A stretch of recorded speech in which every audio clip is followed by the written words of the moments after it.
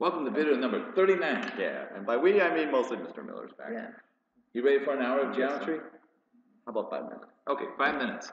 In this video, we're going to cover Euclid's proof. That's Euclid right there. That's kind of a selfie. He's a handsome guy.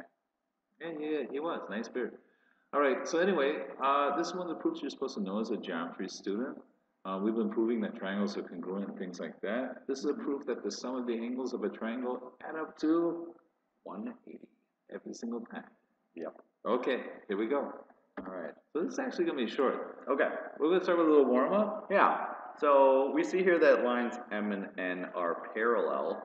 Well, we know from before that these three guys are supplementary. So if I have 70 here and 30 here, that's 100. So that means A has to be 80. Very good. So we've talked about linear pairs, like two angles that form a line add to 180.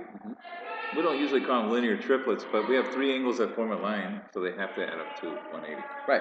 Okay. Well, I know 70 and C, these look like alternate interior angles. Excellent. Yeah. That's a connection between the top and the bottom. So that should be the case. Then this is supplementary with B, so that's 70. This has to be 110. Awesome. We also could have added 80 and 30. Those are also alternate interior angles. Wow. Couple ways to do things. He has his master's degree in stats, but he's good at geometry also. All right.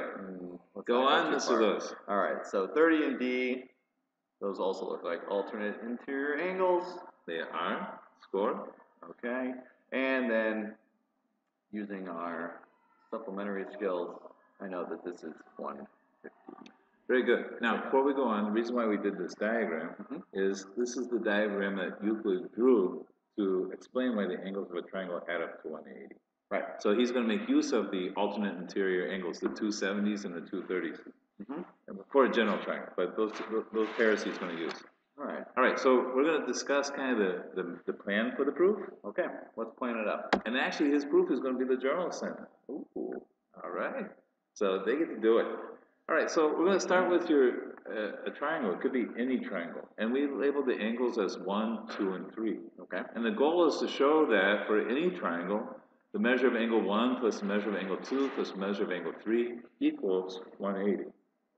Now, there's an assumption that we're going to make that's an assumption that's true in geometry, that you can draw a line parallel to a given line through any point you want. So you see at the top of the triangle. Can you circle that point at the top of the triangle? Yeah. What they did is they drew a line through that point that's parallel to the bottom of the triangle. It's actually called the parallel postulate. Geometry is built on a set of about 7 or 8 postulates. These are just assumptions we assume to be true, and actually all the rest of geometry follows from it. So we haven't discussed that much in class, but this is one of the fundamental assumptions in geometry. Actually, it's not even 7 or 8. I think it's 4 or 5 assumptions. This number keeps getting lower every time. I know. But, so anyway, so that's what he did. He drew a line through the top point parallel to the base. Now, here's the plan. Yeah.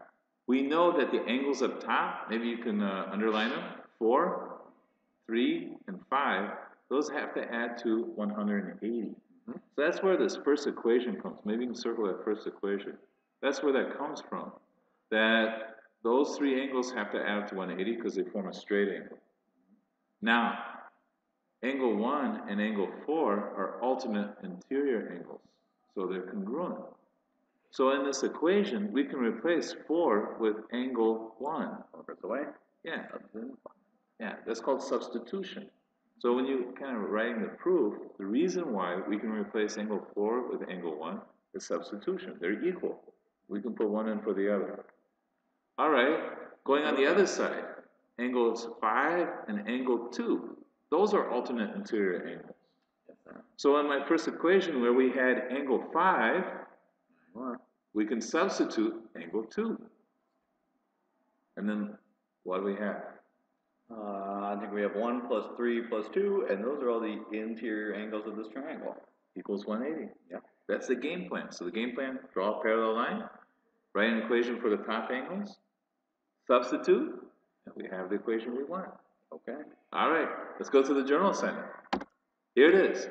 So the givens are a triangle with vertices and angles as labeled. It's just like what we just discussed. And of course, we want to prove that the interior angles add up to 180.